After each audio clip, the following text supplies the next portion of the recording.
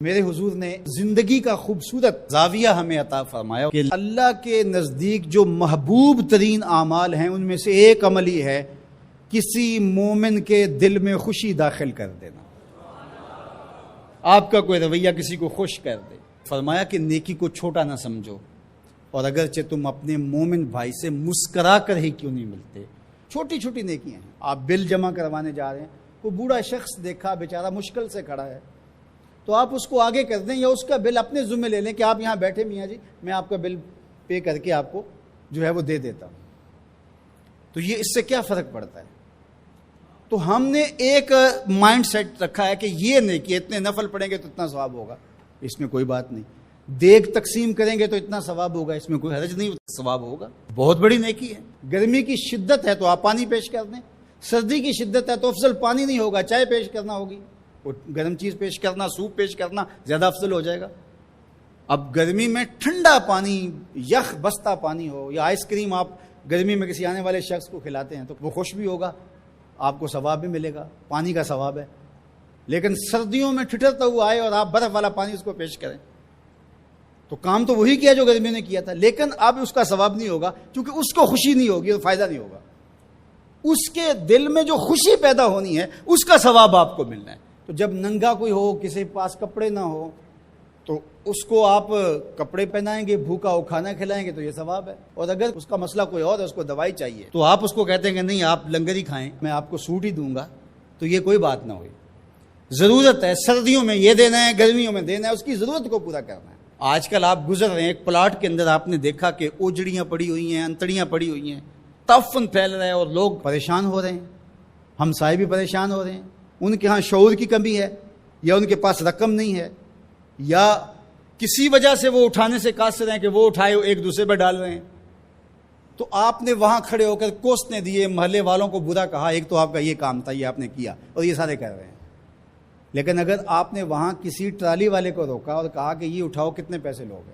اس نے کہا میں 2000 روپے لوں گا، تو آپ نے 2000 جیب سے نکال کر اس کو دیا اور کہا کہ یہ اٹھا کے کہیں پھینک دو، میں آدھے گھنٹے کے بعد دیکھ لیتا ہوں۔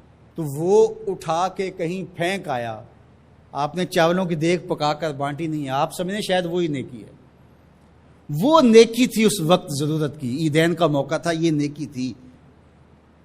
تو یہ چھوٹے چھوٹے بظاہر کام ہوتے ہیں جس سے لوگوں کو فائدہ ہو، اللہ کی مخلوق کو فائدہ پہنچے، لوگوں کو راحت پہنچے۔ میرا ایک ملنے والا دوست ہے، تو وہ ٹرین پہ جا رہا تھا، پشاوری چپل اس نے پہنی ہوئی تھی، تو وہ دروازے میں کھڑا تھا، تو اچانک وہ ڈھیلی ہوئی تو اس کی چپل گر گئی، تو اس نے جلدی جلدی دوسرا جوتا اتار کر کے پھینک دیا۔ اس نے کہا کہ یہ میرے کام تو نہیں آئے گا اور وہ جو اٹھائے گا اس کے کام بھی نہیں آئے گا، تو کم از کم یہ جذبہ تھا جس نے فوری فیصلہ کیا، یہ جذبہ تھا کسی کے کام آنا چاہیے، تو اس نے جلدی سے دوسرا جو ہے وہ پیش کر دیا۔ قیامت کے دن ایک شخص کا نامہ اعمال تلے گا تو ایک ہی نیکی کم ہوگی، اگر ایک نیکی مل جاتی ہے تو پلڑا نیکیوں والا بھاری ہوگا، فرمایا جائے گا جاؤ کوئی دوسری نیکی لے آؤ۔ اب جس سے مانگے گا وہ کہے گا میں کیوں دوں، میں تو خود پھنسا ہوا ہوں۔ یوم یفر المرء من اخیہ وامہ وابیہ، ماں بھی بھاگے گی، بیٹا بھائی اپنی پڑی ہوگی، سب کو بیچارہ پریشان گھوم رہا ہوگا۔ ایک شخص پوچھے گا کیوں پریشان ہو، تو کہے گا کہ نامہ اعمال میں مجھے صرف ایک نیکی چاہیے، اور کاش دنیا پر اتنا وقت تھا کر لیتا، لیکن وہاں تو کر نہیں سکا اور آج کوئی دے نہیں رہا۔ اس نے کہا میرے پاس ایک ہی نیکی ہے، تو مجھے تو کچھ اس سے ملے گا نہیں، تو چل میں تجھے دان کرتا ہوں۔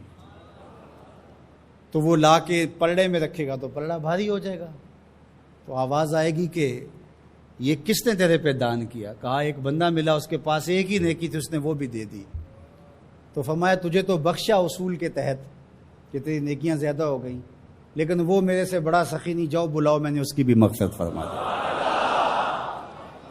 ایثار کا یہ فائدہ ہے۔ تو اس نے جوتا دوسرا پھینک دیا، اس نے کہا چلو میں تو ایک کا کیا کروں گا، تو یہ اس کا تو فائدہ ہو جائے۔